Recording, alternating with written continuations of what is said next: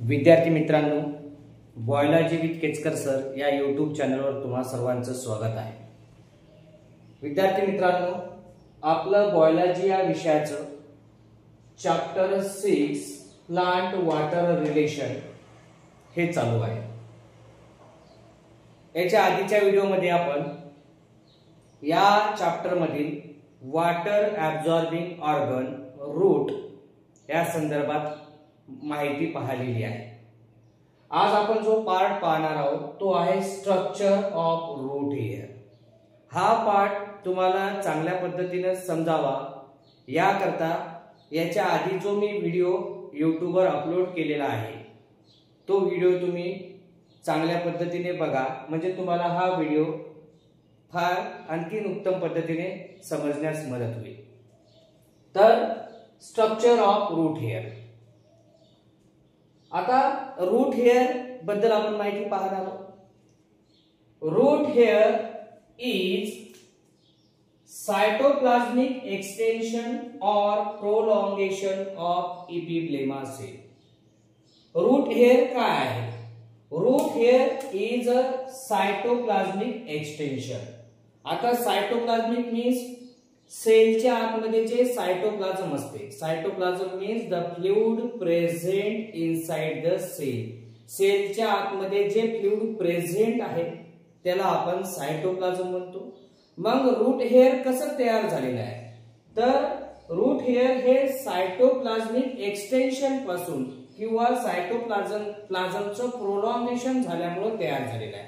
मग आता कुठल्या सेलमध्ये सायटोप्लाझमचं एक्सटेंशन किंवा प्रोलॉन्गेशन झालं तर ते आहे एपिब्लेमा सेल। मग जे रूट आहे, रूट मध्ये ज्या काय एपिब्लेमा सेल्स आहे त्या एपिब्लेमा सेल्स मध्ये दिस इज अ एपिब्लेमा सेल।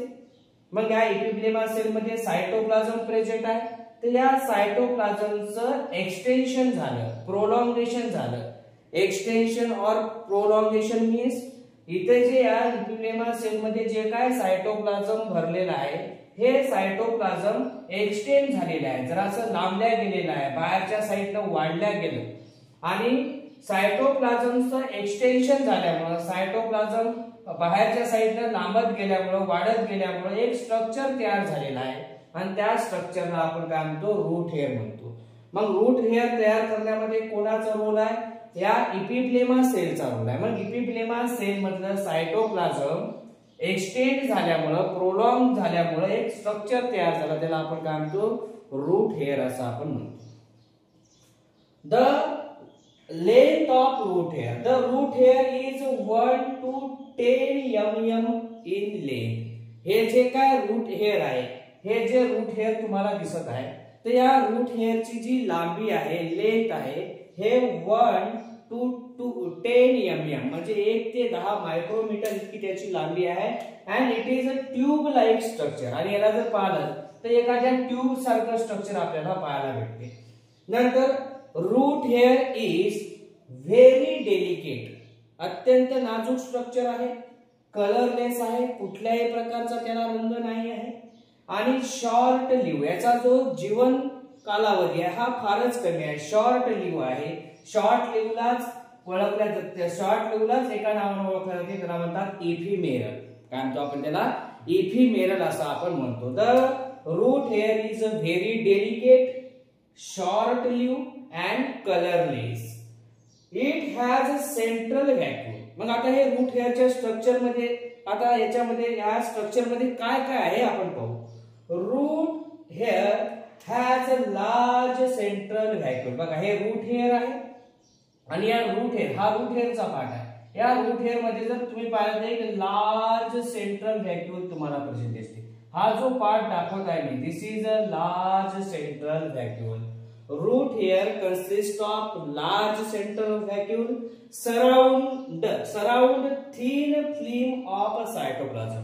मग हे जे काय व्हॅक्यूल्स आहे या व्हॅक्यूलच्या सराउंडिंग मध्ये, त्याच्या सभोवताली, त्याच्या आजूबाजूला एक थिन फिल्म आहे। एक थिन म्हणजे पातळ लेयर आहे, तो कशाचा आहे बेटा? सायटोप्लाझमचा आहे।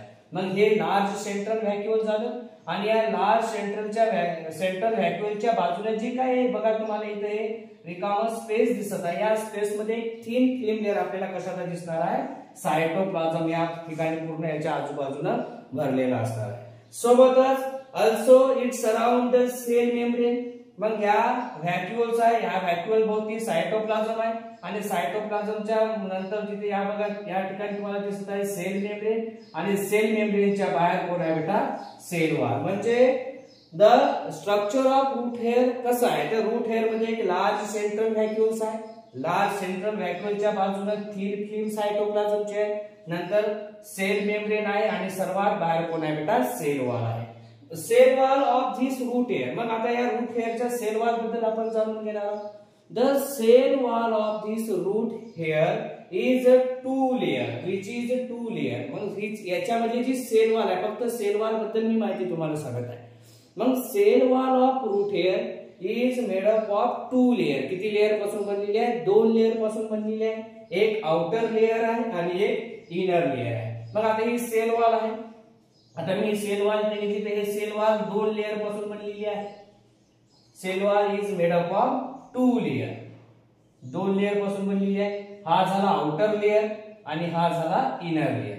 मग हा जो आउटर लेअर आहे, outer layer is made up of pectin. कशापासून बनलेला आहे, पेक्टिन पासून बनलेला आहे. Outer layer is made up of pectin and inner layer is made up of cellulose. आणि जो इनर लेअर आहे हा आतमधला जो सेल वॉलचा बाहेरचा लेअर बनलेला आहे पेक्टिन पासून आणि आतमधला जो लेअर बनलेला आहे तो सेल्युलोज पासून बनलेला आहे.